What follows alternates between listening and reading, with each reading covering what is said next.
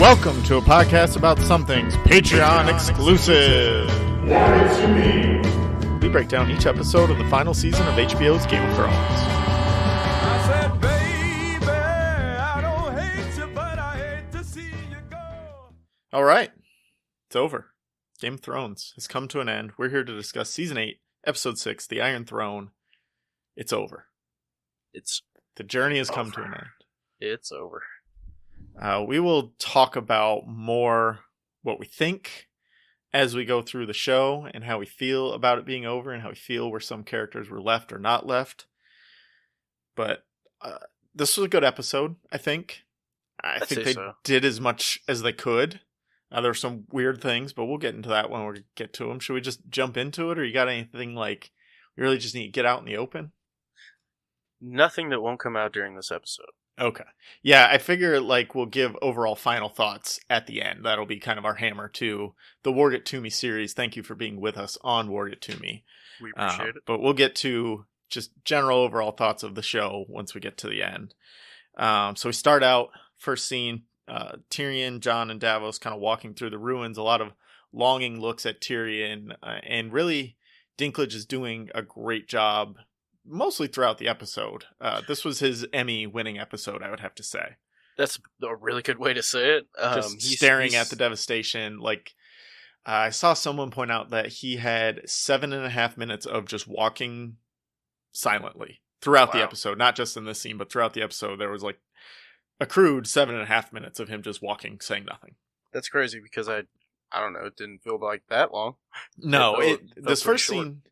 Yeah, this first scene maybe dragged a little bit, but not, like, I didn't feel that burden. And the person who pointed out was kind of, like, saying it was a burden of him just walking around doing nothing. But, like, he nails that shit. Yeah, it felt like the nothing he was doing was important because he's consuming what just happened. The just complete devastation of his home. Oh, yeah, he's in shock. He is just in straight awe. He doesn't know what else to do. Like, this woman he's vouched for, and that's a tough... Yeah, he's had her back, and she did not have his. And I just want to point this out to the internet who's going to jump on me. I understand that King's Landing is not his home in the sense of it's where he's from, but he has lived there for a very long time, and it was once his home. So that's all I meant. It's where he feels at home. Yes. I don't really think he considers The Rock home anymore. I don't know that he ever did. He was always an outcast when he was there anyways, or being laughed at and whatnot. So Tyrion goes off on his own, tries to find his... I'm assuming he's going to try and find Jaime and Cersei, because he goes straight for the Red Keep and all that. Mm-hmm. Jon and Davos come across Grey Worm, who are putting Lannister soldiers to death, basically, for surrendering. What the... This scene made me so mad. I mean, you could say fuck here. It's okay. I know, but... It's a safe space. I will say it plenty the rest of this episode. I'm trying to at least limit it in the open. Keep these people's ears at least semi-clean. But they built that tension so well. I just kept expecting them to start brawling any second. Yeah. We'll just start throwing down. It would have been almost cool to have a fist fight between the two of them. I think we just have so much pent-up rage. We don't need to have a sword fight. Let's just like duke it out here. I still pick Jon in that fight. Definitely. I think Grey Worm would get... You made a great point last episode, is they're not that great of hand-to-hand combatants. Right, they're good in their failings, like the Spartans, as we've talked about before on this episode, on this podcast. Absolutely. They build a phalanx and are good as a unit, but get them one-on-one, and that's not their style. No, especially fighting with a spear. Jon would do work. But I was really upset that they didn't have that play out right then. But that was a really well acted scene, and that was a spark of good writing right there. It's just Jon trying to be who he's always been this entire show, which is this kind of overly loyal but not stupid. I don't.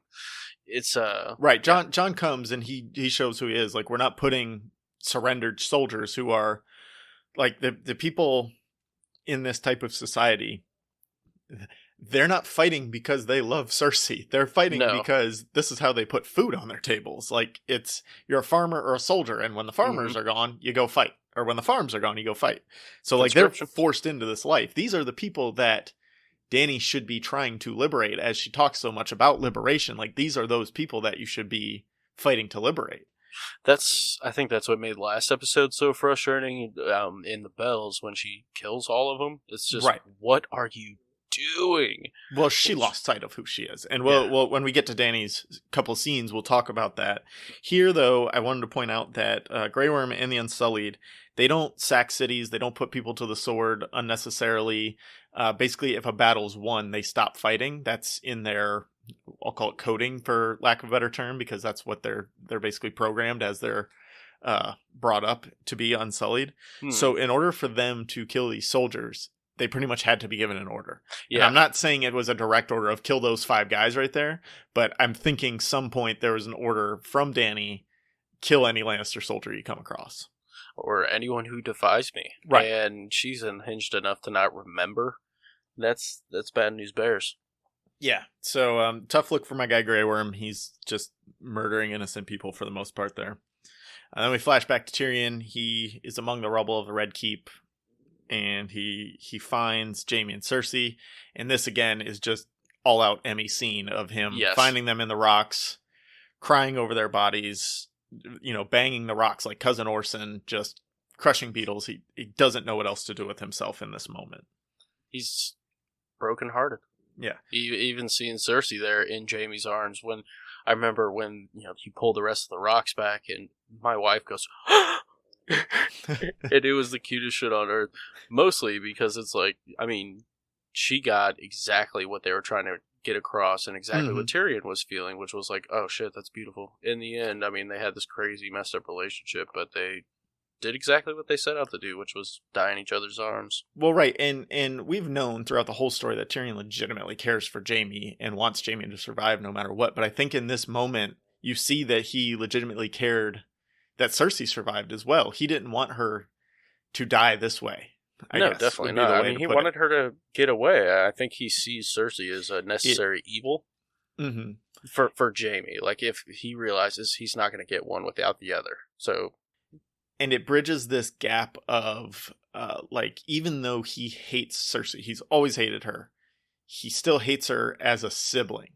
And you don't want to see your siblings die. And I think he has love for the unborn child, because, he hated Joffrey because Joffrey was a prick.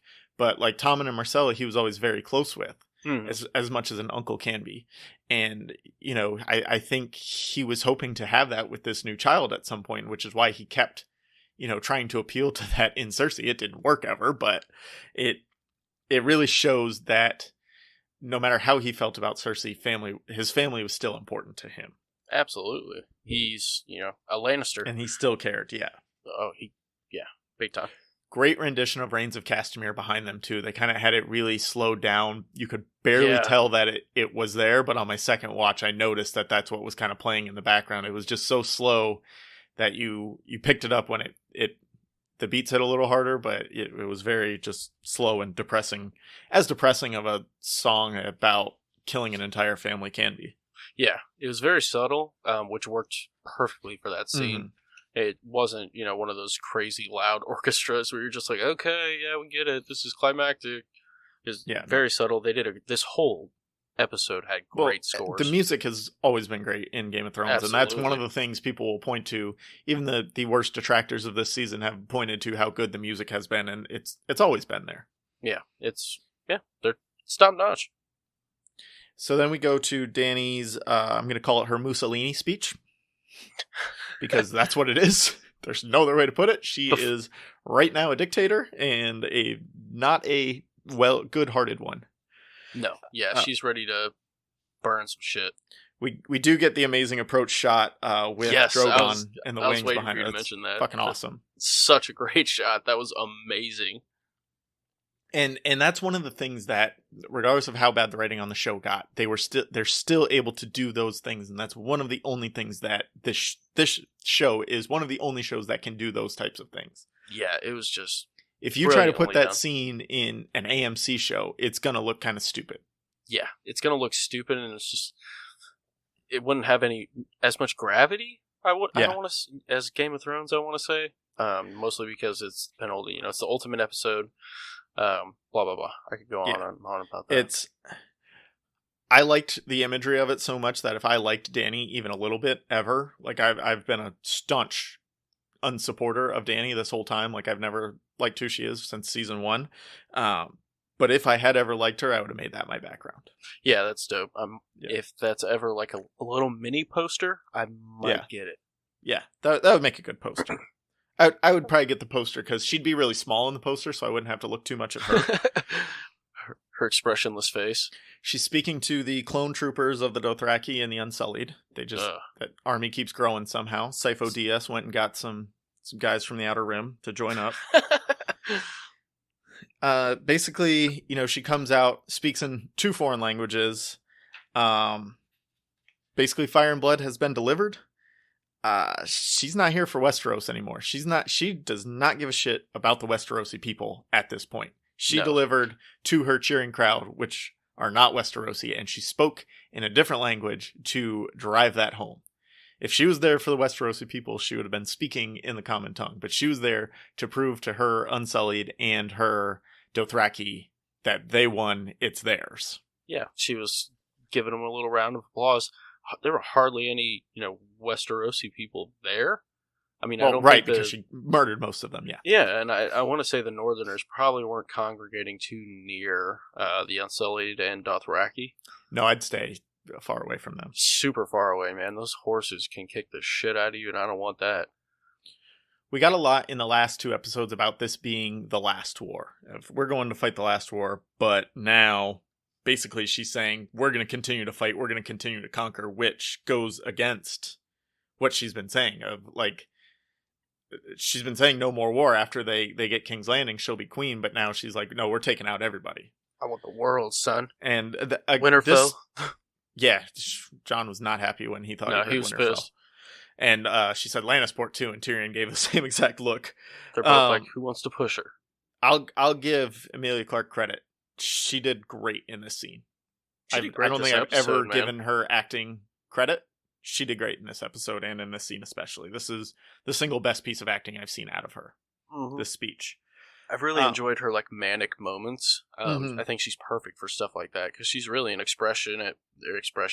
She has a bit of charisma, I want to say, and like in real life, but she has none of that in Game of Thrones. No, and she does really good when she's speaking Dothraki, mostly Dothraki, but some High Valyrian as well. When she's giving these speeches in those languages, she like puts extra oomph in it. But when she gives them in English, she doesn't. She's just like standing there and she kind of raises her voice a little bit, but she doesn't actually put anything behind it. Mm-hmm. But I think with like the Dothraki, the way that language was created, it just kind of lends itself to these kind of emphatic speeches a little more. Yes, I noticed that from The Office, especially when it was in a different setting and they're speaking Dothraki. When Plop learns it. Yep. Plop. So she talks about, we liberated everyone. We're going to continue liberating. Who are they liberating?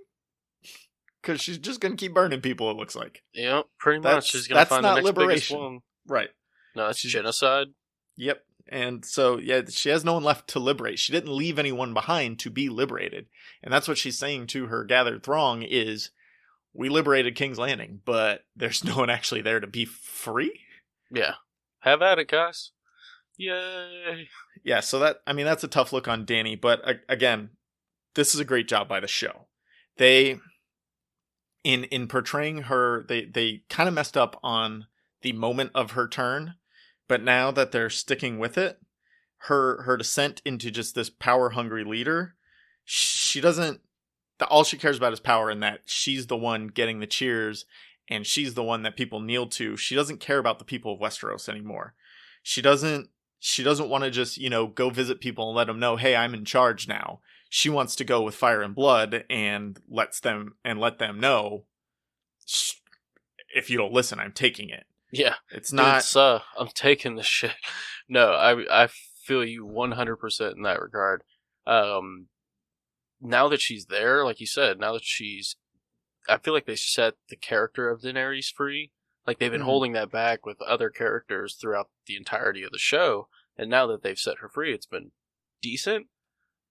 Right. I 100% agree, though. I did not like how they got there. It just Yeah, didn't. they They fucked up fumbled the that. timing on the actual, like, the way she turned, but once she was there, it was just a phenomenal job by her and by the show in general to portray her as, yeah, I wanted to help people, but now that I have this little bit of power and this taste of it, that's all I want. Yeah, I'm it's here to good. give speeches to people cheering for me. I don't give a shit what you have going on in your life unless No. you're cheering for me. I have a dragon. Right. So they did a really good job on that. Because Definitely. I'm not trying to shit on the show by saying that Dany's doing all these bad things. Like, she's doing those on purpose for reasons in the show. Like, it all makes sense. So Tyrion resigns. Great move by Tyrion. Yeah. Then she fires him anyway. You can't quit. I fire you. Yeah. I don't get why she doesn't kill him right here. Um. I think you'd get a really big cheer if you kill him. Definitely, and then threw like his little. If you just picked him up and threw him off there, she would get so much love from the Dothraki. Yeah, like But- Grey Worm skewer him on his spear and just toss that out there. Yeah, have at it, guys. Here's a little barbecue. But it's weird. There was a couple moments like that. I mean, obviously, for the show to progress, he has to be alive, but it's weird that in this moment when she's getting these cheers for literally burning an entire city, that she doesn't just kill this guy. Yeah, who why does she show openly committed treason? And she's Tyrion talking to him mercy? about it. Yeah. The- Shouldn't even the show him question. mercy. She's going to execute him. Like, he's going into prison to wait to be executed. But I mean, why did she Why? not do it right Right. then? I mean, he's getting more than everybody else did. That's mercy if you're a tyrant, in my Yeah, opinion. pretty much. And she is a tyrant at this point. So Tyrion and Dany are kind of having this back and forth about what they each did wrong. Tyrion gives a look to Jon, like, to back him up. Jon just stares. Then Dany gives him a look to back her up, and he just stares again. He's like, I'm not fucking choosing sides between you two right now. Nope. But it kind of sets up the tough decision he has to make in the future. Yes, and it sets up the sense of, Tyrion's really got something to lose, and he's kind of talking out his ass at this point. Mm-hmm. And there's a lot of I mean, they're piling on stakes with two looks, and I thought that was pretty neat, especially with Jon Snow just being like, I know how to sleep on a fence if needed. Like, I'm not crossing those boundaries. Yeah, he's the Dwight Schrute of the Westeros. He knows how to sit on a fence, that's for sure. Damn Skippy. So then we get this brief scene between Jon and Arya, where basically Arya is pretty much there. Yeah, it was there. was weird. Something important happens there. Jon says she's everyone's queen now to Arya. Arya says, try telling Sansa that. And Jon kind of gave this look, this hesitation, and he started to say, he said, wait for me at the gates, I'll come get you. And then she kind of, redirected him for a different reason, but he was ready to leave with Arya in that moment and go do whatever the North needed to do to defend themselves because he knew Sansa wouldn't bend the knee. So he was ready to give up on Dany in that moment. And then Arya kind of brought him back, convinced him, if you leave, she knows who you are, she's going to come after you first. Like, it doesn't matter anything else. So she either needs to be gone or what's the point? Yeah, I mean, you can't hide, you can't run, she will find you. She has a huge dragon who's apparently, ironically, intelligent. Yeah, and you're really honest, so if anyone asks about you, you'll just be like, yeah, that's me. So she convinces him to stay. He goes in, meets with Tyrion in his imprisonment. Tyrion kind of talks to him about how he died already, which, again, super weird that everyone knows about that and nobody cares. Yeah, no one's like, dude, what is your secret? But the weirdest thing for me was, like, this conversation between them turned into basically every Reddit thread I read for the last 2 weeks of Jon sticking up for Dany of why she burned everyone because she saw Missandei die, she saw Rhaegal die, and then Tyrion sticking up for her because, she of who she killed in the beginning, well, those were evil people, and then they're like arguing back and forth, and it's like literally everything I've been reading of people trying to defend Dany over the last, or people trying to defend Dany of, well, this is why she snapped, and then people on the other side saying, well, she's shown marks of this the whole time, it's just we liked her because they were quote-unquote bad people. it just like took me out of it for a minute. And I know there's no way that they could have planned this because the show's all done before any of the episodes air. Yeah. It was just like, these are the things that everybody's been saying exactly on Reddit for the past 2 weeks. So it was just like weird to be living in that world and then see it actually them have a conversation, which I guess is a good thing, and credit to the fans that they're having the conversations that the show wants them to have in that sense. Yeah, and I mean, that's kind of a tough gig. I've seen those Reddit threads. I try to stay out of them, man, because I will just get lost in those bitches for hours. Yeah, I don't go too deep, but like it's just they're Tyrion mostly saying, entertaining. Oh yeah, they can definitely get entertaining. But Jon's defending her, saying she lost everyone. Of course, she's gonna react poorly, and Tyrion kind of goes in with the just like, yeah, she did everything to bad people and we were okay with it, but now she's doing it to innocent people and we shouldn't be okay with it. So yeah, that was just weird. Kit Harington, Peter Dinklage, again, just great in the scene. It was just weird to see it that way after watching it unfold on Reddit in the same way. Agreed. Then Tyrion asked the most important question of, would you have done it to Jon? And Jon hesitates and goes back to, she is my queen, she can do whatever the hell she wants. But she's my queen. That was probably the most important question that was asked of Jon in that moment. Yeah, and he can't answer anything with like a straight answer, man. No. He's just like allergic to that shit. He doesn't want to lie, and at the same time he doesn't want to like go against her in anything. Like, he's still sticking with her till the end for whatever reason. Like, she's a fucking crazy person who just burned an entire city. You can move on, Jon. It's okay. Jon Shrewd over here. So then we've got Tyrion with his line, evil men die and we cheer her for it. And she grows more powerful and more sure that she is good and right. Which is exactly, kind of what I was talking about of Tyrion defending her when they're evil. But then when they're not evil anymore and she's still doing it, in her mind, she can justify it as, well, it was right every other time I did it, so it must be right this time. Yeah, I'm a good person, though. Yeah, and the show didn't do a great job of pulling that off, of showing, well, okay, it was justifiable here, but now it's not justifiable. What's the difference? Because they kind of stopped her from burning things for a while. And I think that's something, that idea of she will become more full of herself and more sure that it doesn't matter what she's doing, it's the right thing because she's doing it. I think that it'll be pulled off a little bit better in the books. Oh, definitely. He'll have a ton of exposition to deal with. Right. We have her point of view. So basically everything she does, we'll get to see her thought process behind it and why it's good. But we also have the point of views of others. And I talked about this on the last episode. The other people will see the same things and kind of show us how it's not as good as she thinks it is. And they've already done this a little bit with her. For some of the things she's already done, they have other people kind of talking about it and let you in on the hint that, they're just because she justifies it doesn't mean that it's actually a good thing. And they do it with Cersei a lot too. If Cersei thinks she's this really cunning, smart manipulator of everyone around her, but then you see other people's point of views and you just see everything like crumbling around Cersei as her descent into what eventually gets her caught and, thrown in prison by the end of the fifth book. It's interesting the way George R.R. Martin tells the story of, you can see the people who think they're right and smart, and then you see it from other people as well and see that they're not as right and smart as they think they are. Yeah, and that's, that applies to everybody in those books, which is super fun, especially, like you said, when you bounce between different characters and you get to see Cersei's degradation over, through 5 different characters or something like that.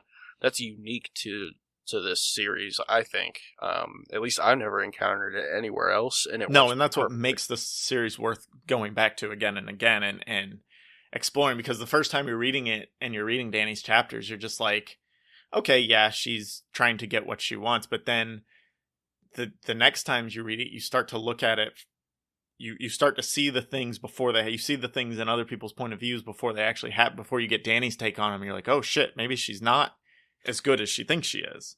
And I just think the things she's done now to this point have been small and have been done to evil people, but I think that decline is going to be a lot slower, and we'll be able to see as she grows more and more out of control and starts getting closer and closer to hurting completely innocent people, we'll be able to see that coming a little bit better. I'd like that. Tyrion admits that he loves her, which was kind of out of nowhere. Dumb. Yeah, That took me out of it instantly. It's just like, Even really? even if you would have said, like, I loved her, I wanted to follow her in that way, like, I looked up to her kind of way. That's But, what like, I thought he was going to go with eventually. They left this, like, thread at the end of season 7 where he's creepily watching them, in the boat, and then they don't talk about it at all for all of season 8, and then it's just like, yeah, I loved her too, I just wasn't very good at it. And then they move right on. I knew you guys were banging, but... Yeah. We get the love is the death of duty, but sometimes duty is the death of love. And then, so my question here is, at what point do you think, at what thing that Tyrion said to Jon was the thing that hit him the hardest and really got him thinking of, okay, maybe I need to make this decision? Sansa, when he mentions, Mhm. the North. What about basically. your sisters? Yep. Yeah. I thought it was kind of a toss-up between that and just the reminding him, I am the shield that guards the realms of men. This is the thing that threatens the realms of men now. Are you still that shield? I thought it was combining those two things together is what really kind of put him over the edge.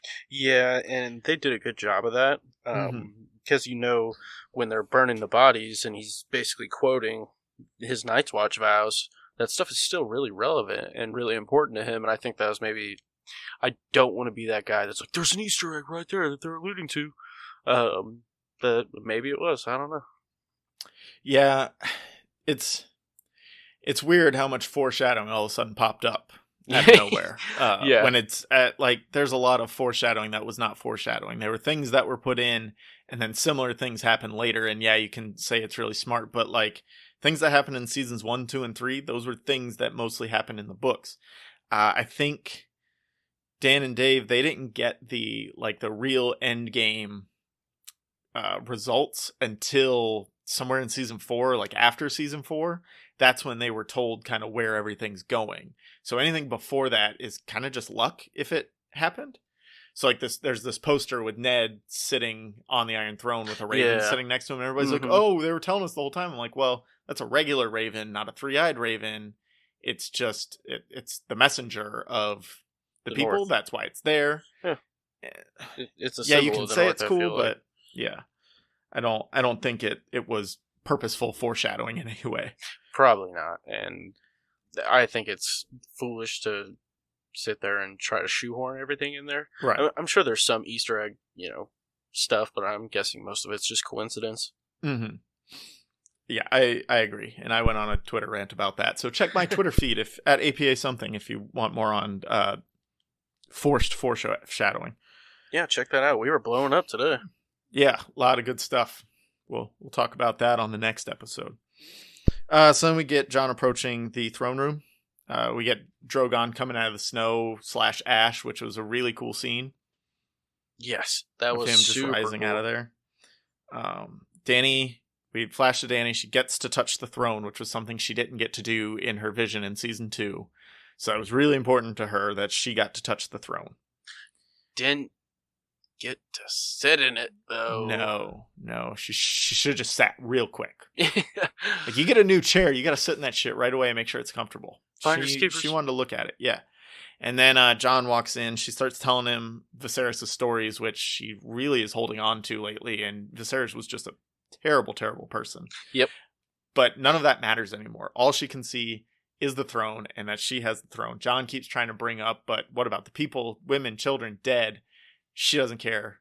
She's the ruler now, so everything's going to be good. Because she's doing it, it's automatically good. Yeah. I mean, they don't get to decide. When she dropped that line, it's just like, yeah, this bitch is nuts. Yeah. And I think that was, so we talked about what really hammered it home in the conversation with Tyrion. I think Jon was still undecided when he left that room. But I think those things that we talked about were the most impactful and were running through his mind as he approached the throne room. Mm-hmm. And then this conversation with Dany pushed him over the edge. Yeah. So we get one last, she is my queen, or you'll always be my queen, or whatever he says. You are my queen.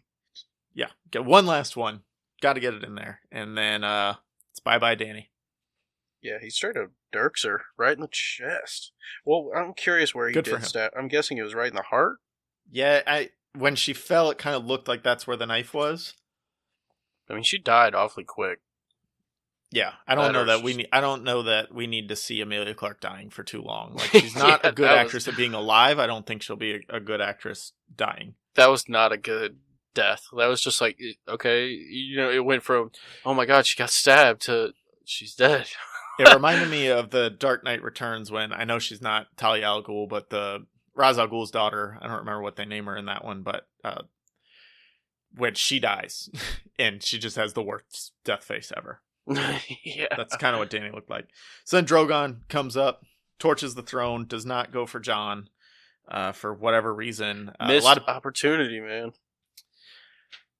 Yeah. Why do you say that? Is it not that Targaryens don't burn in the context of the show? I mean, Would that yeah, not have been but Jon's logical? already been burnt. Like, Jon got burnt in season 1. So, first of all, them saying it, and we'll bring this up later. That's a great point. But them saying that Targaryens can't be burnt is absolutely ludicrous. For the reason that Jon's already been burnt. Several other Targaryens in history have burned to death. So the fact that they said that as this is really lore in the show, is really, really stupid on their part. Like, you could say that Dany's special and she doesn't burn, but to just come out all Targaryens are fireproof is a very stupid line of thinking. But that's neither here nor there. The other thing is, dragon fire is different than regular fire.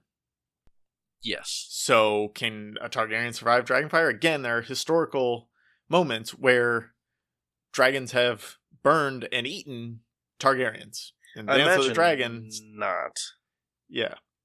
But, I mean, regular fire, yeah, I mean, I thought that would have been... It would have been a cool scene. I'll agree with you there. I just felt like that was logical. Like, why would Drogon not torch the dude that just the guy that killed her? Right. I mean, he's highly intelligent. You could even swing it as Jon kills her, and now, even though he doesn't want it, he knows it's his duty to sit the Iron Throne. So he goes and sits, and Drogon comes and burns him there, and the throne kind of melts around him. That would have been tight. You could do kind of that, but instead they take the symbolism route of Drogon knows what really killed Dany. It was the quest for the throne, so he destroys that and then flies off with her. Which, great scene, him flying off with her. It was just like the way they shoehorned in the burning of the throne seemed very out of place and stupid. Yeah. With Jon standing right there. Just like at least have Jon leave or something. Yeah, no shit. He didn't even really seem all that scared. Like, it's like, oh my god, he's melting this giant piece of metal. He's just torching it. He doesn't care. Easy peasy. And I'm right here like, it had to have been so hot. What is he doing? And then we get our bittersweet end for Dany. She got her throne, she got to it, she touched it, but in the end it killed her. Yeah. So for Dany, we had a bittersweet ending, as promised from George R.R. Martin. Thank you. Yeah. We'll come back to that thought. Cool. To her bittersweet ending. We can talk about her ending. The bittersweet in general. So that was going to be my next thing, is how close do you think, as characters kind of finish their arc, I want to talk about what happened to them. Do you think in the books it will be similar? Do you think the end will be the same, but the journey will be different? That kind of thing. Let's kind of compare of how we think the books will play out compared to how it actually played out in the TV show. So as far as Dany goes, and Drogon for that matter, what do you think? I guess book versus show. What do you think is how do you think that'll line up? Different journey, same end. Different journey, same end. That cliche. I think her journey will be a lot more expansive in the books, whereas this was obviously pretty compressed. But I think Dany has to die, or I think she's destined to die. Bittersweet ending, probably. I feel like it'll be more bittersweet in the books, especially if she has a more expanded descent. Right. Well, and that's the big thing I think will be that I agree. I think the end will be the same. I think she will die. I don't necessarily know that Jon will be the one to do it. I don't know that Jon even makes it south in the books. That'll be interesting if he does. But I think, like you said, the descent into madness will be much more pronounced, and we'll have a better time getting there. Not like a more fun time, but like it'll just make more sense. Yeah. And I also think we get more destruction before her actual death. Like, I think there has to be more than her burning one city. And I know King's Landing's a big city and it's an important city, but I think she won't start there because she'll have to get to Dragonstone first. And there are actually people in Dragonstone right now. There are other places that I think she'll have to go before she actually gets to King's Landing. So I think we get her kind of on a conquering path. And then maybe the final showdown happens in King's Landing. And that's her last. She gets kind of the same thing where she gets to touch the Iron Throne, but she doesn't get to sit it before she dies. But I think in order to make her descent into madness more believable, there has to be more conquering and more destruction before she gets there. There just has to be more story progression. You can't just we have no idea the time frame, like how long these events are taking. I mean, you made a good point a couple weeks ago that they had an offhand comment in one of the episodes, like, oh, it was a fortnight or whatever. Mm-hmm. That, in my opinion, doesn't do it for me. Yeah. And I'm paying attention, but that, what? I just think the books will really help set the timeline, too, so we have a better idea of exactly what the fuck's going on over this time period. In those little intervals, I can totally see Dany freaking out over a bad breakfast and then consoling the person she freaked out on. Right. Little manic depressive episodes like that. Mm-hmm. They had none of those. No, they have no little things that send her spiraling beyond what a normal person would do. And that's kind of how you make a descent into madness work, is you get pissed off at somebody who just messed up a little bit. Yeah, that'd be kind of fascinating. But I think we actually get some dragon battles, not necessarily good versus evil dragon battles, but I think we get both sides of the dragon battle think they're correct and doing the right thing. Whether it's Jon riding a dragon or fake Aegon riding a dragon, whoever versus Dany, I think that's there where Dany thinks she's right and whoever's battling her also thinks they're right. It's not just, this force of evil battles a dragon, so the good guys have to win, because that's more... The book does a better job of building up this dichotomy between, the villain is the hero of their own story, and just because you think you're your hero, that doesn't mean he doesn't think he's his hero. Yeah, no one is 100% correct here. And that's a good thing to play upon in the books. The show just does not do a good job. I think she dies. I don't know about the dragons. There's a lot more going on with the dragons. There's other people kind of trying to put a stop to magic and dragons in the world, so that'll be interesting. If Drogon does survive, he'll probably carry her off to Valyria, kind of like he did here. And then I think the throne will probably get melted down, but I think it's going to be under completely different circumstances.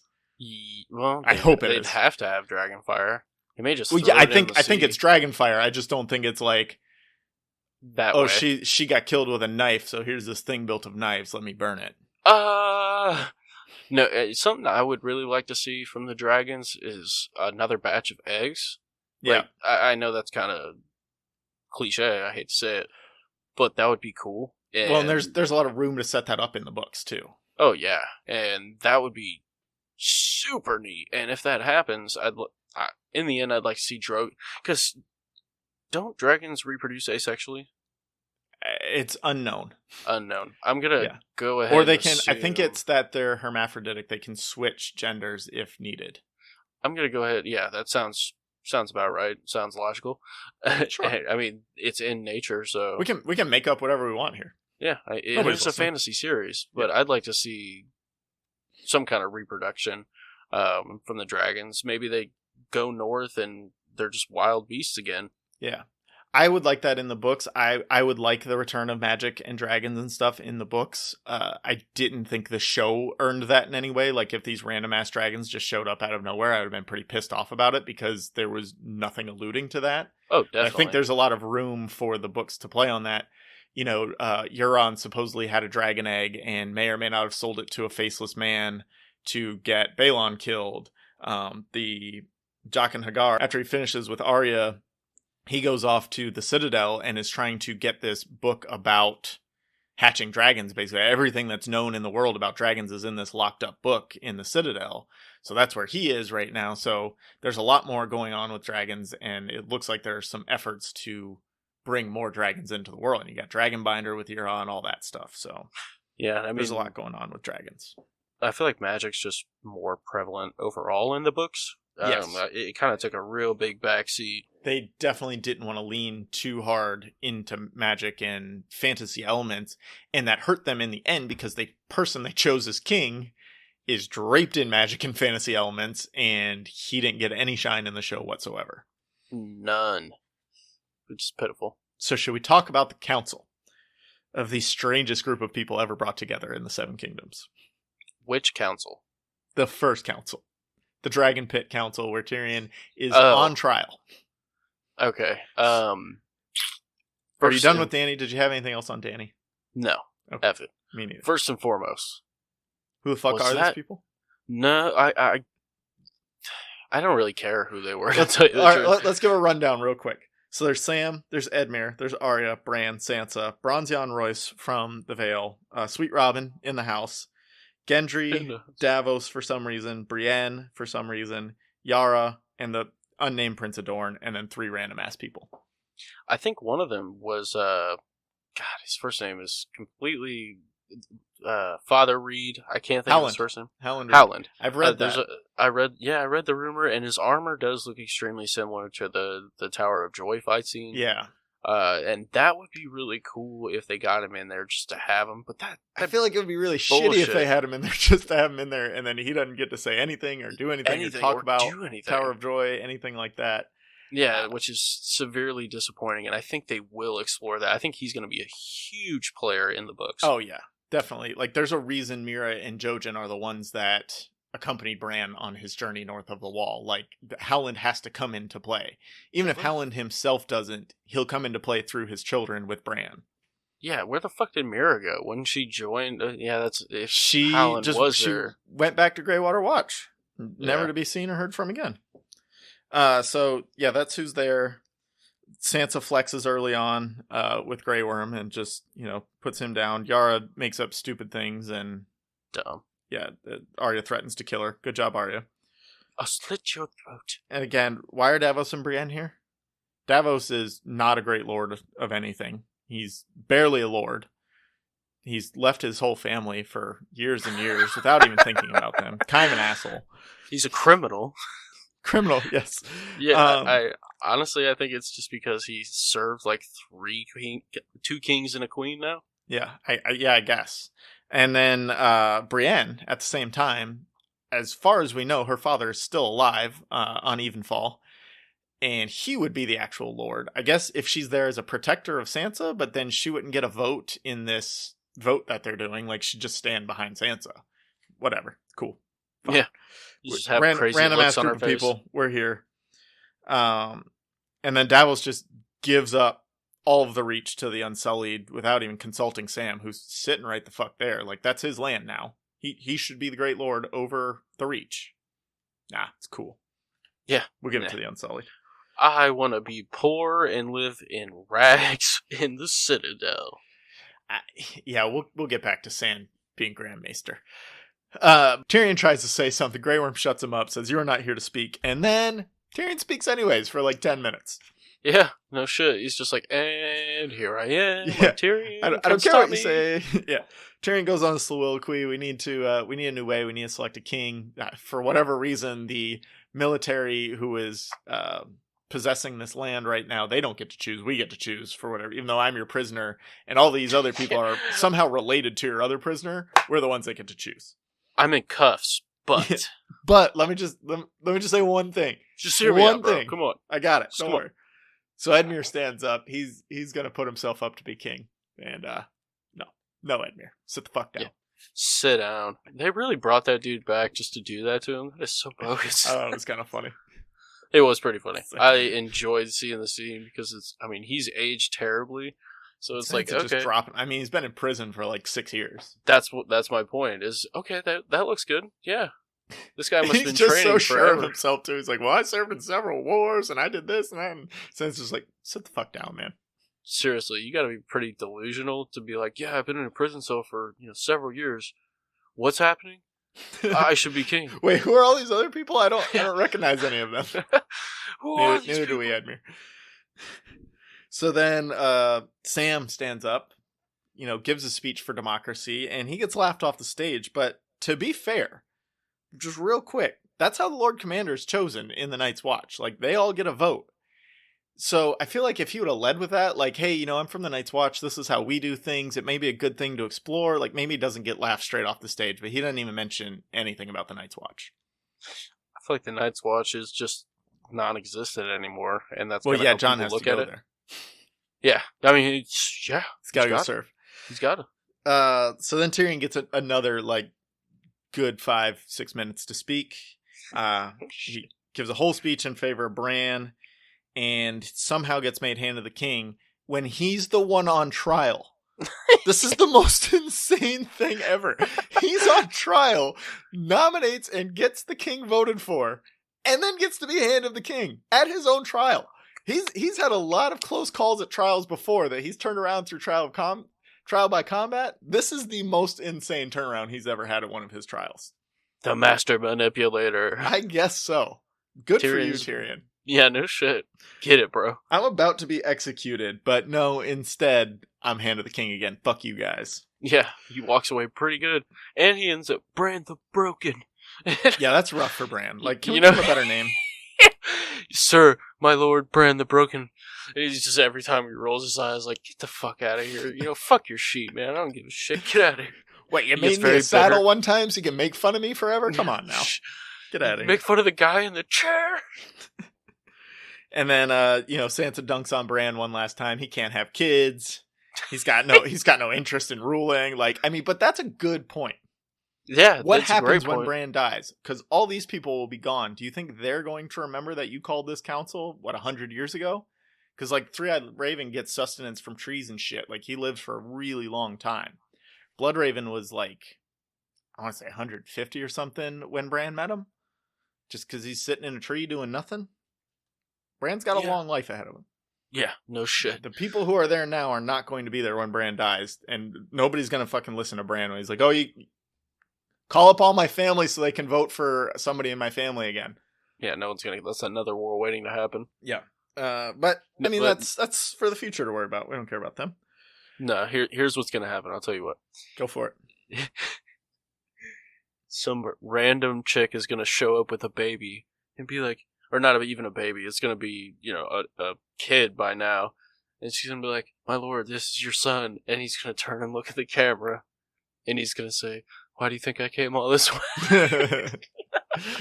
Why do you think I came all this way? Sorry. I think I'm way too funny for my own good. No, that was good. Then the North secedes just immediately. Yeah, just Sansa's like, fuck you, Bran. Everyone's just duking on him. They're like, yeah, fuck him. He's been irrelevant this entire series. So let's take this moment to talk about Bran and Tyrion and Sansa, because they don't have a whole lot to do important for the rest of the episode. Where do we think each of these guys is going to end up in the books versus how they ended up in the show? Let's start with Tyrion. Why don't you go first? Okay. To me, he's got the best chance of all the Lannisters to just make it out alive. Like, Cersei and Jaime are destined to die in each other's arms, hopefully in a more satisfying way in the book, but still, they're goners. I think if Bran ends up king, which we'll talk about him in a minute, I don't know how Tyrion becomes Hand in that situation, just because they don't really know each other. I guess he spoke to him once because he gave him the designs for the saddle. And yeah, there's room for them to meet and be more acquainted, but I don't see them getting there because he's still fucking off, with the Second Sons or whoever he's with in Essos right now in the Battle for Meereen. Like, I don't see it happening. I think he lives. I think he makes it out, probably to spend his days ruling Casterly Rock, because that's more his destiny of subverting his father, and Tywin never wanted him to inherit or to rule or to be anything. And if he gets to be the ruler of Casterly Rock in the end, then that kind of sticks it to the man. Yeah. Yep. I mean, that's a pretty good point. That's what I think will happen. My only thoughts, where I think it'll end up, I do foresee the whole Bran and Tyrion connection a little bit more in the Yeah. books, just because I think Tyrion is portrayed as a whole lot more curious, Yeah.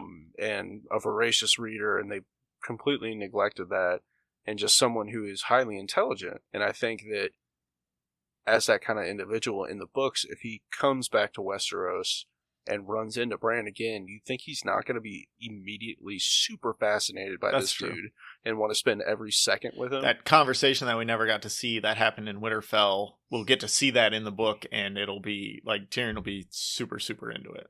Yeah, I could totally see that. Just like, I could see Tyrion being completely fascinated and then going, "You're the kind of guy I want to follow. Let me help you on your way." Mhm. So if Bran does end up becoming king in the books, which I don't think he will, that would be more logical, in my opinion.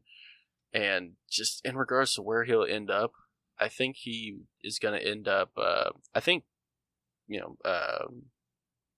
Casterly Rock is gonna get destroyed by Daenerys in the books at some point, but I think King's Landing will as well. But Tyrion, Well, I think will that have would to kind of be the first choose. place if he gets to be her advisor in any role. That's the first place he's going to send her to. Is like, let's go take some power away from my family.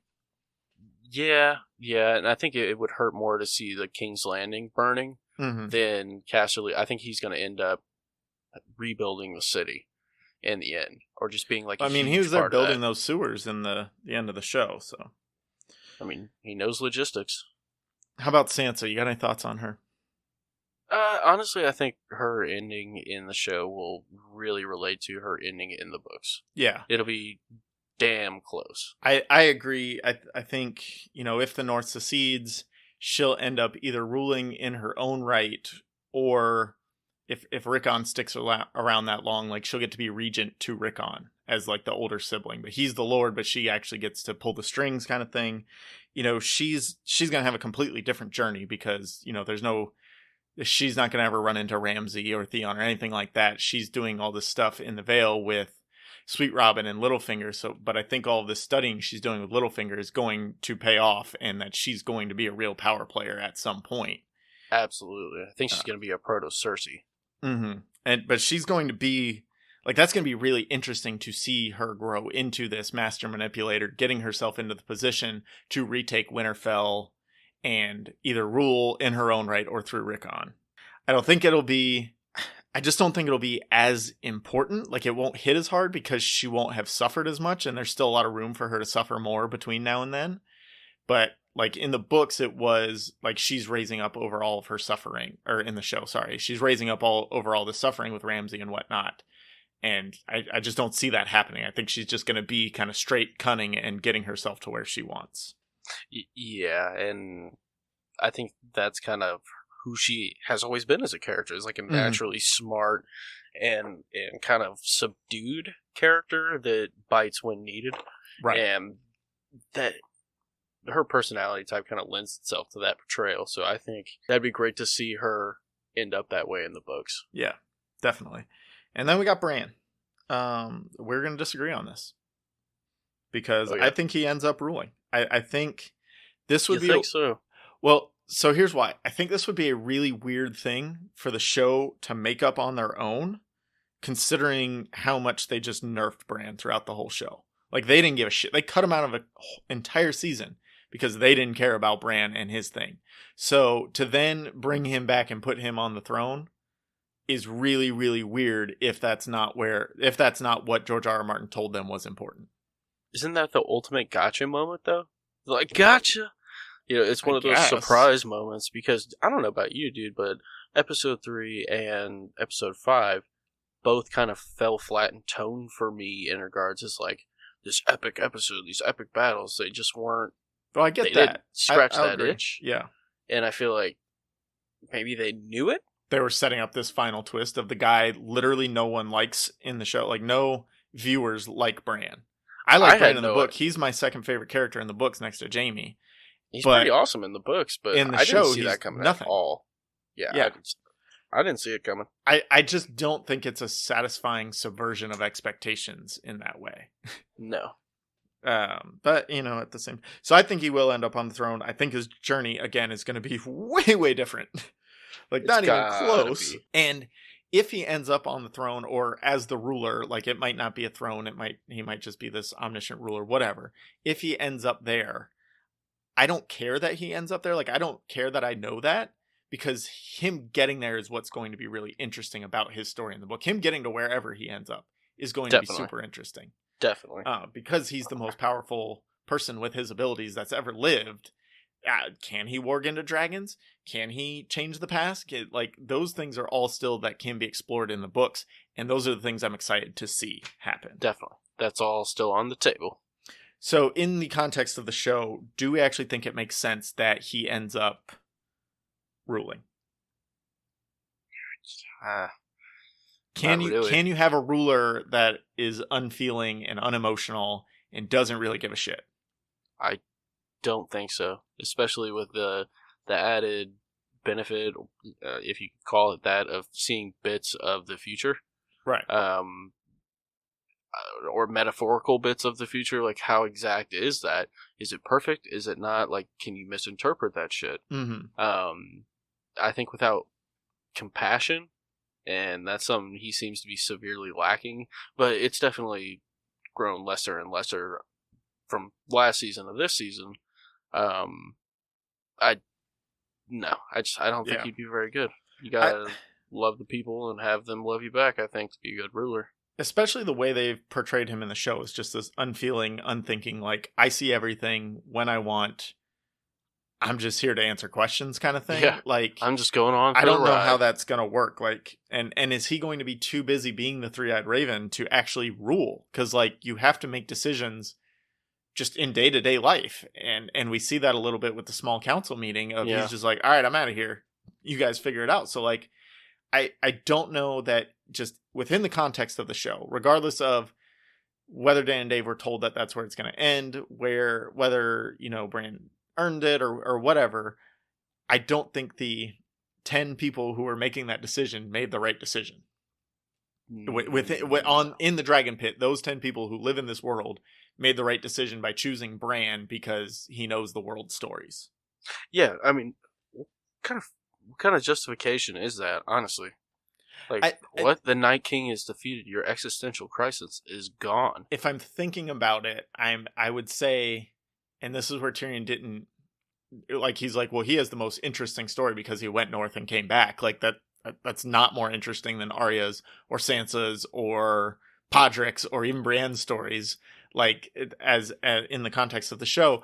But as if you were to say, like, he can look through time and see what mistakes other rulers made and help us avoid those mistakes. That's your argument for Bran.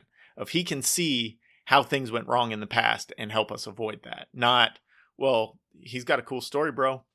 Yeah. But, bro, the story is just dope. Listen to him tell you about the time those skeletons attacked him and the little girl with magic fireballs threw them at them. She's fucking green, homie. Then his friend died. Yeah.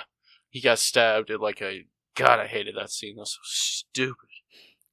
Well, it's better than what's alluded to in the books it's more humane than what's alluded to in the books. Yeah. Do you know about Jojen paste?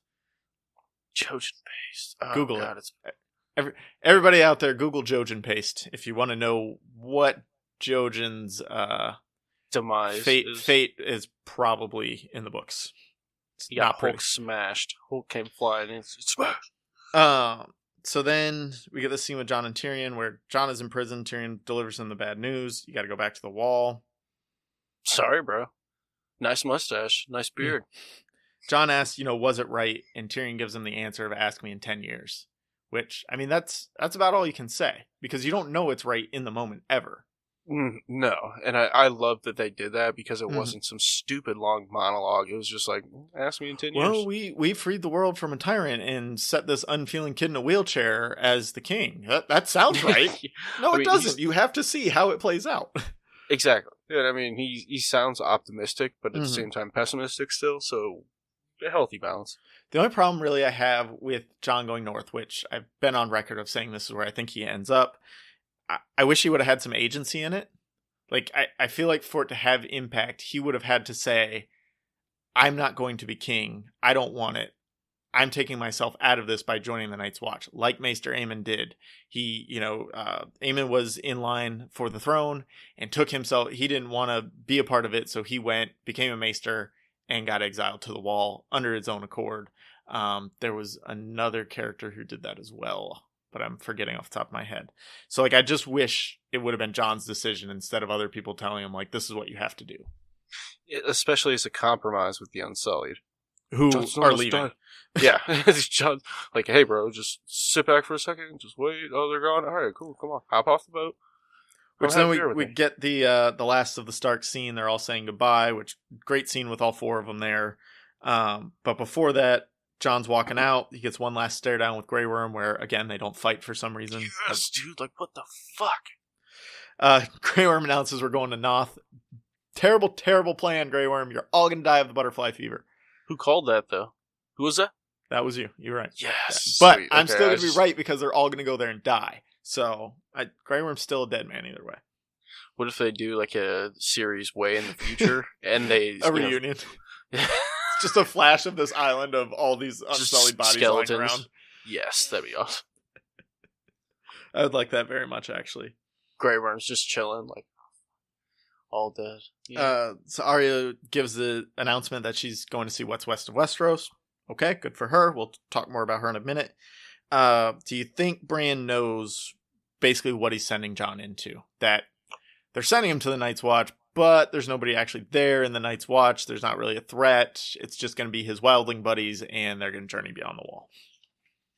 I mean, apparently, because he knows everything all of a sudden. Well, yeah, he should know. Yeah, no more fragments. So yeah, I think that's interesting that they're sending him up there. I just don't know. I would have wanted to see Jon make that decision. Yeah, I think it's his decision to make, honestly. And Jon's a defiant because character. He is the rightful king. Yeah, and they're just like, oh, we're gonna vote for somebody else. Yeah, we're gonna without vote for Jon your little... saying it. Like, we're not even gonna let Jon speak at this. Yeah, I mean, if they're trying to break the wheel, I guess, but like they they didn't all break said the wheel. 500 they just times, added some wheels and some more spokes and some spinners. Yeah. So let's talk about Arya, of where she ended up here versus where you think she'll end up in the books. I think Arya's gonna die in the books. I think she's gonna die pretty soon after she gets back to Westeros. I agree. Like, I think she's gonna die in the process of taking someone else off her list. Mm-hmm. I think she kind of gets wrapped up in that list and can't avoid it. I actually think I said the same thing. I don't think she makes it out. I'm honestly really surprised that she made it out in the show. Yeah, seriously. But she did, so good for her. Yeah. There's in the books, there's a lot of foreshadowing that she's the lone wolf and she's the one that's going to not survive with the pack. But you know, the show did something different, and I'm fine with it. I'm fine with what they did with her. Like, that's her journey, and she's going to do something new. Great, good. Yeah. There's just too much death around her in the books. There's definitely no way in the book she kills the Night King because the Night King doesn't exist. Maybe she goes and helps fight the White Walkers. I don't know. I don't think she ever makes it that far. I think she gets back. She's in the Riverlands. I think she kind of tries to maybe finish what Lady Stoneheart started with the phrase. Yes. She hooks up with Nymeria, that kind of stuff. But in the end, she dies doing the kind of things Lady Stoneheart is doing and probably lives on in Nymeria and her wolf pack. I could totally see that. Like, I would like to moments see that. Warging into Nymeria. Mm-hmm. That'd be cool. And what about Jon versus the books? I think Jon's just... If he is resurrected in the books, because if I'm correct, he's still dead, right? He's dead, but that's the worst kept secret in the world that he's coming back, just like it was when he died in the show. But exactly. But let's speculate that he comes back to life. So say he does come back to life. I don't think Jon's gonna have a good end to his story. Like, I think Jon is gonna fall short.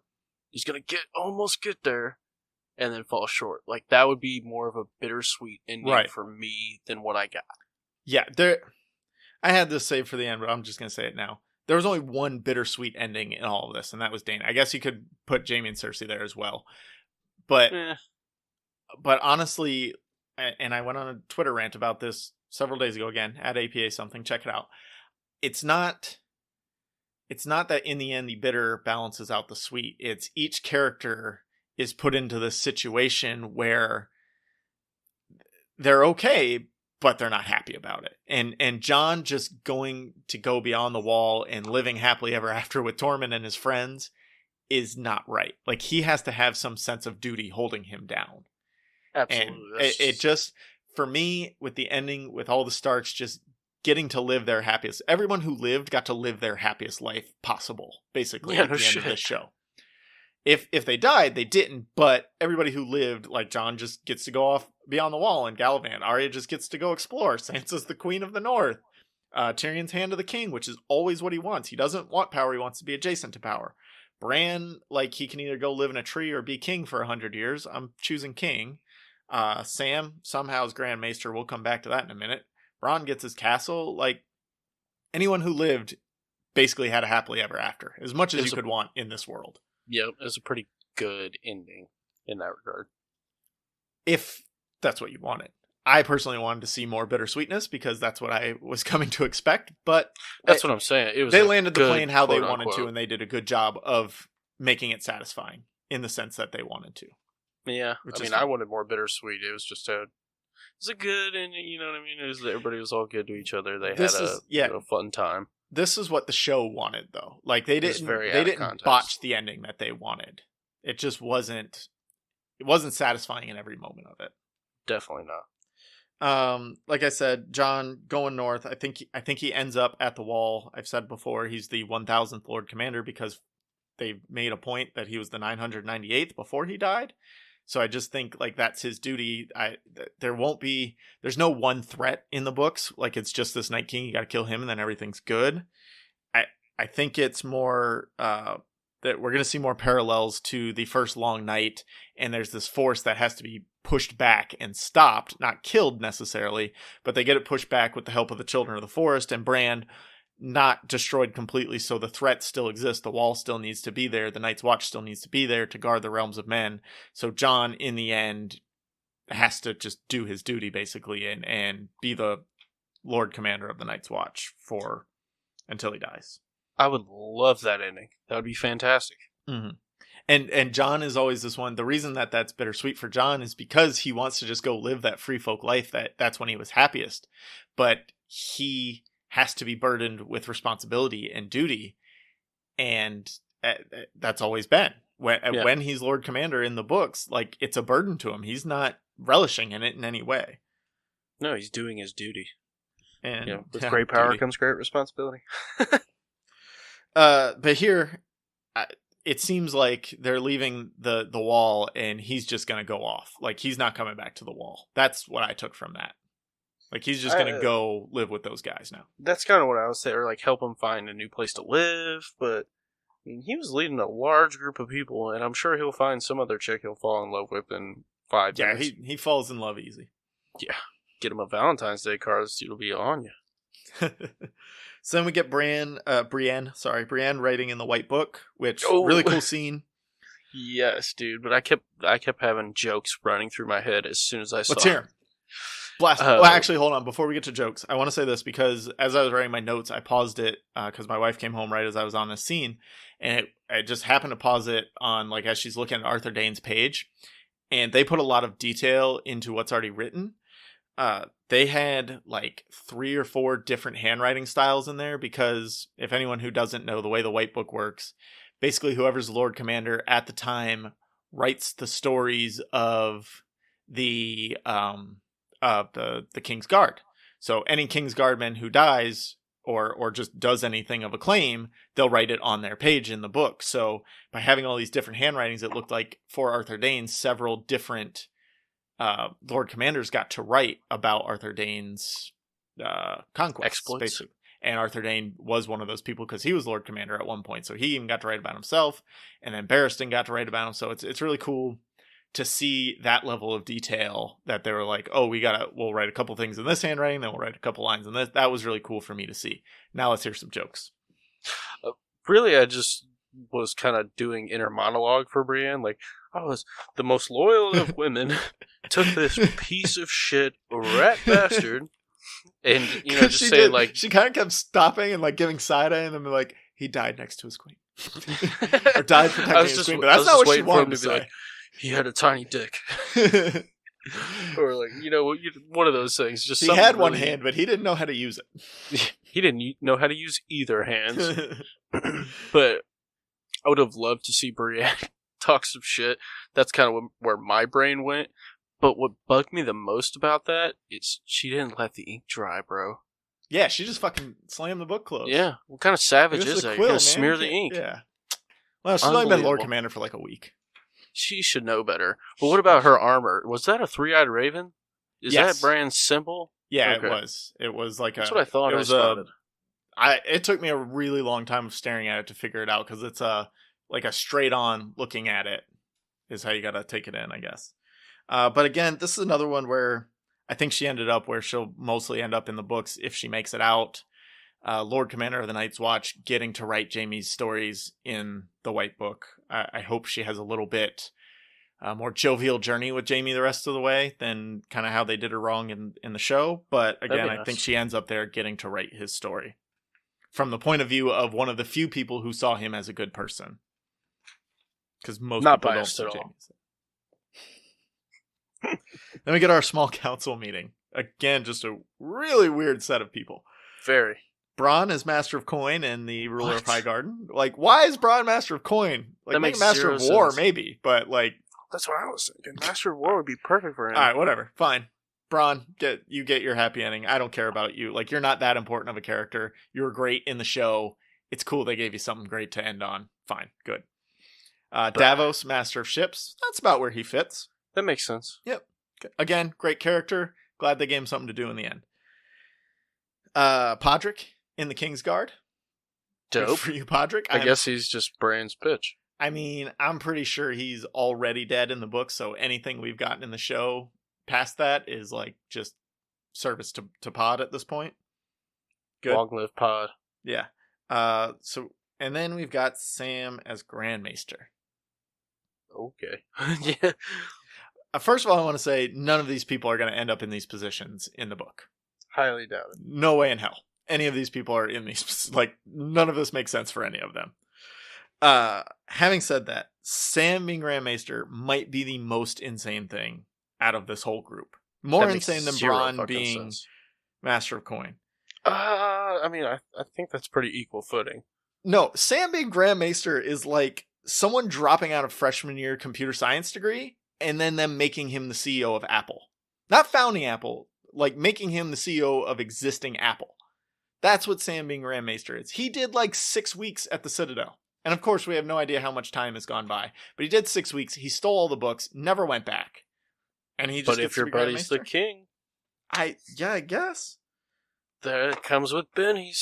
He's pretty cool to Bran. Bran's like, hey, you were a nice guy. What do you want? Grand Maester position? Done. Yeah, it's just insane. And again, shouldn't he still be in the Night's Watch? I guess he can get pardoned by Bran too. Real weird. I'm expecting a lot out of Sam in the books, though. He's got a super crazy journey in front of him. Maester Marwyn just stole his ship and absconded off to Marine, I think. He's got Jaqen and Sorella Sand there with him, trying to steal this dragon book.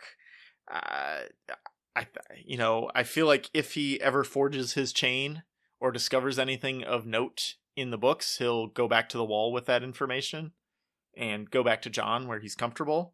I don't think like he goes on this weird journey where he goes to Horn Hill and then back north and then to King's Landing and then he gets to be Grand Maester. That's just like really weird to me. I think he ends convoluted up as the Maester on the Wall, kind of like Maester Aemon did, because again, he is a member of the Night's Watch. Yeah, I don't think he ever he did forsake his vows, but he didn't ever renounce them. Right. I just felt like they wanted Sam in the show on the screen. This small council is just completely fan service of and it's fine, like it's good fan service of these characters who are really good in the show. Let's give them a good, meaningful ending rather than like Bronn just being off in some castle that no one knows about.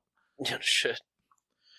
And then we get the final 3 scenes, really. I'm calling this A Time for Wolves, which an interesting fact here is the 7th book in the series now is planned to be titled A Dream for Spring. Originally, it was planned to be titled A Time for Wolves. And so that kind of may lend some credence to all the Starks end up on top and the fact that he was going to call it that. But That'd be nice. just a really cool scene with them all going off in their own directions. Sansa becoming queen, getting her dope ass crown with the wolf on top of it. Super dope. Arya sailing west in all her direwolf ships, and then Jon leaving the wall in a scene that mirrors the first scene of the whole of the show. series. Yeah, just really cool. The Starks all to get their happy endings, which again, I'm not super happy that they are all just like, okay, cool, the Starks are great and we love everything and we're all happy. They win! After getting shit on forever, they win. But I don't know if you know this, but George R. R. Martin supposedly came out with a very tentative deadline. Yes, I was going to mention that at some point. I think, was it June of 2020? I thought it was July, but yeah, it's June or July because... So the thing he said was there's this... basically a Comic-Con in Sydney, Australia, or not in Sydney, sorry, it's in New Zealand somewhere. And he said, if I don't show up with that book in hand, because they were like, it was a tourist site, said like, oh, we have plenty of places you can come and be isolated and finish your books. And he's like, if I don't show up at the con in New Zealand with Winds of Winter in my hand, then you guys feel free to imprison me or something like that. And don't let me leave until it's done, kind of thing. Yes. So it was like kind of a joke, but at the same time, like we'll do it, bitch. Yeah. Yeah, I think New Zealand will keep him. New Zealand doesn't fuck around. No extradition. We kind of talked about the bittersweet endings already. Everyone else kind of tied up happy. We both just kind of said that we think the books will have a little bit more heartache. Before we get to final overall thoughts on the show as a whole, I have 2 questions that can be just kind of quick answers. The first is, what was your feeling immediately after the first time watching the finale? What was your feeling immediately after it ended? Meh. That was mine. Indifference. I was just like, it's over. Okay. Yep.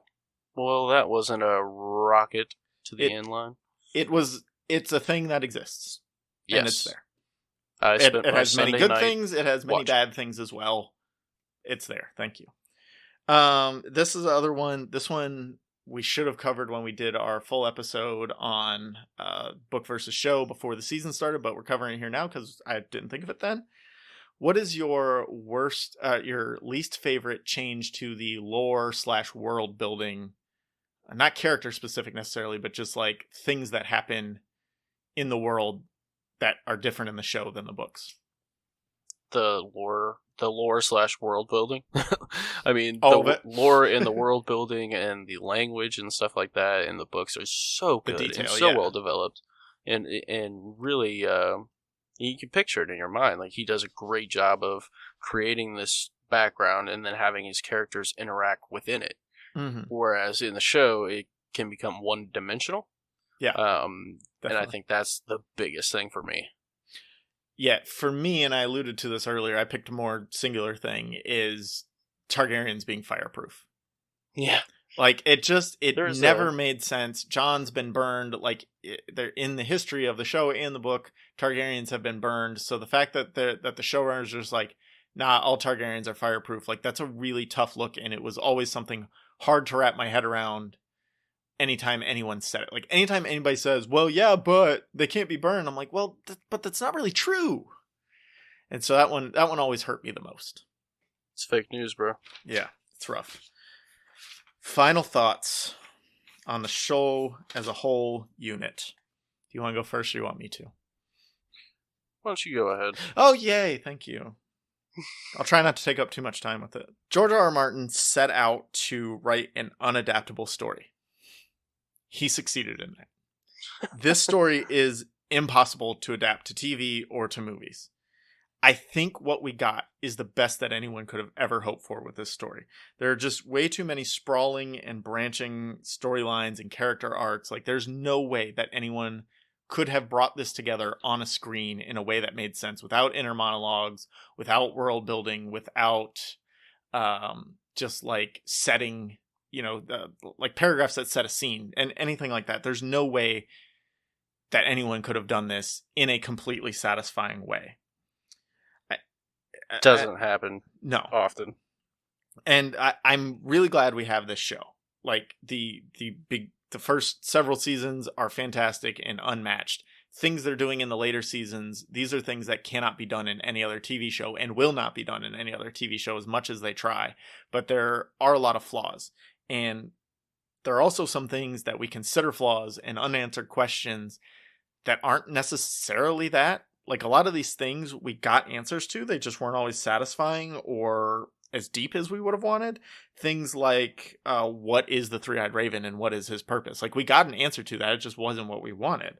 What's going on with Nymeria and her wolf pack? We got an answer to that. We saw her. Arya got to say goodbye. That's what the answer was. We wanted it to be deeper, but it wasn't. The Night King, what's his motivation? Again, we got an answer for that. It just wasn't very deep. Jaime and Brienne, we got a resolution to that. It just wasn't what we wanted. So a lot of these things that people are bringing up now that it's over as unanswered questions, well, they were answered. We just didn't like it. And that's hard to stomach, but at the same time, in a story this wide reaching, there's no way you could answer all the questions. Especially questions that we answered that we asked that they never had intention of answering. Yeah. Throwaways.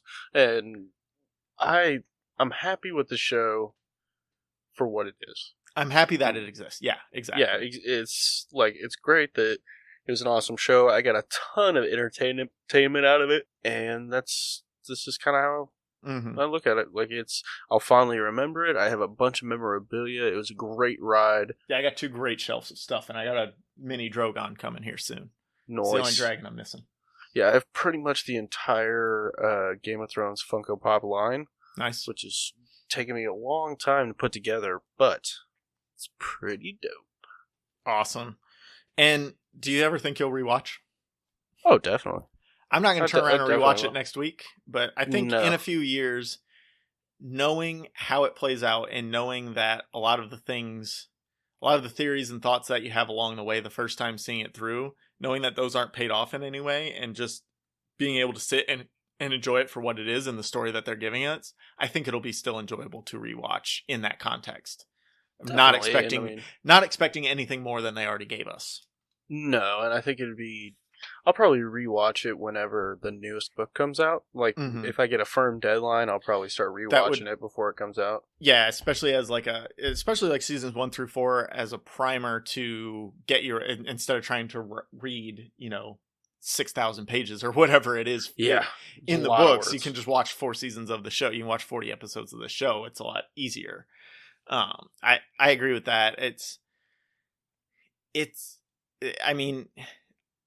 definitely an unenviable task. And anyone who expects more out of it, I think that's your fault. Like, we went into it thinking that they were going to give us something. We set our expectations too high, I think. Super high. We wanted something super satisfying that answered every question ever brought up and that just landed the plane in every way. And it's just not possible in a story like this. And that's the problem that George is having right now. Is he's left so many things up in the air that he's having trouble bringing those back together. And I don't think he ever thought he'd get this far. No, and now that he is, you see the cracks in it. And so I'm glad it's there. It was a wild ride. We'll revisit it sometime down the road. We will do more Song of Ice and Fire episodes, I'm sure, because there's a lot more to explore. Probably not a lot of Game of Thrones specific episodes, but I'm sure we'll talk about it too. Oh, yeah, most definitely. I mean, they're kind of synonymous at this point. Thank you all for listening to Warg It To Me and being with us on this journey through the final season of Game of Thrones. And now our watch is ended.